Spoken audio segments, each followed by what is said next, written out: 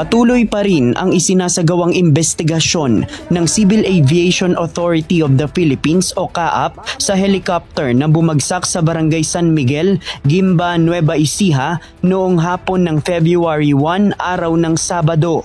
Ayon sa spokesperson ng CAAP na si Eric Apolonio, maraming factor ang tinitingnan upang matukoy ang sanhi kung bakit bumagsak ang helicopter. Maraming factors para malaman kung ano talaga ang cause ng aksidente. Unang-una yung mga service record, yung flight information, yung mga papeles ng aeroplano at saka yung flying hours ng piloto. Isa sa kukunin ng mga investigador ng CAAP ay ang tinatawag na Electronic Locator Transmitter o ELM. Ito ang device na nagtuturo kung saan dumaan ang helicopter bago ito bumagsak. Dito matutukoy kung meron bang sama ng panahon na nakaapekto sa lipad ng helicopter.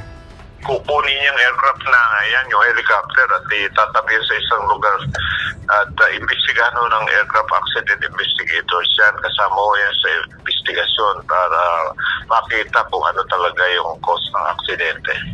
Sa ulat ng Nueva Ecija Police Provincial Office, isang babae ang nasawi sa insidente. Ang piloto ng helicopter, ang kanyang mga labi ay nai-release na umano sa kanyang pamilya.